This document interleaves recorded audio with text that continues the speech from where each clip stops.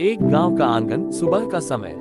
धूल उड़ती है। यीशु एक समूह को शिक्षा दे रहे हैं। पास में एक विधवा खड़ी है, चेहरे पर दृढ़ता है। यीशु ने कहा, एक नगर में एक न्याय था जो न तो परमेश्वर का डर मानता था और न किसी की परवाह करता था। कठोर चेहरा लिए न्यायाधीश ऊंचे आसन पर बैठा है। एक गरीब विधवा उसके सामने गुहार लगा रही है।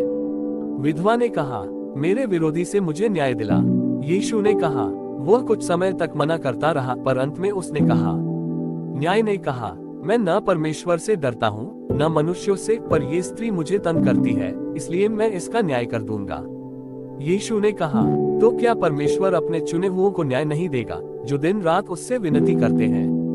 मंदिर का आंगन। एक अभिमानी फरीसी ऊंचे स्वर में प्रार्थना करता है। एक कर वसूलने वाला व्यक्ति दूर खड़ा है, आंखें नीचे झुकी हुई।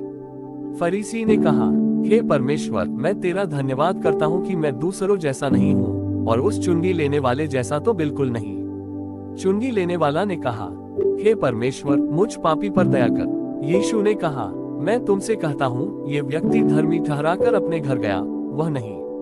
सड़क किनारे बच्चे दौड़ते हुए आते हैं। शिष्यों ने बच्चों को रोकने की कोशिश की। शिष्य ने कहा, गुरु को परेशान मत करो।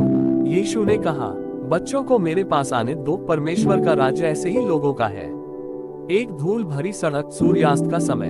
एक धनी युवक यीशु के सामने घुटनों के बल बैठता है। युवक ने कहा, हे उत्तम गुरु, अनंत जीवन पाने के लिए मैं क्या करूं? यीशु ने कहा, अपनी सारी संपत्ति बेचकर गरीबों को दे दो, फिर आकर मेरा अनुकरण करो। युवक उदास मन से चला जाता है। यरीहो के फाटक के पास एक अंधा भिखारी बैठा है। उसे सुनाई देता है कि यीशु आ रहे हैं। भिखारी ने कहा, हे यीशु, दाऊद की संतान, मुझ पर दया कर। यीशु ने कहा, तेरी आंखें ठीक हो जाएं। तेरे विश्वास ने तुझे चंगा किया। भिखारी की आंखें खुल जाती हैं, उसका चेहरा आनंद से भर उठता है। भिखारी ने कहा, परमेश्वर की महिमा हो। आप फॉलो कर लो ताकि अगले बाइबल चैप्टर की सीरीज को मिस ना करो और कमेंट्स में आमेन जरूर लिखना।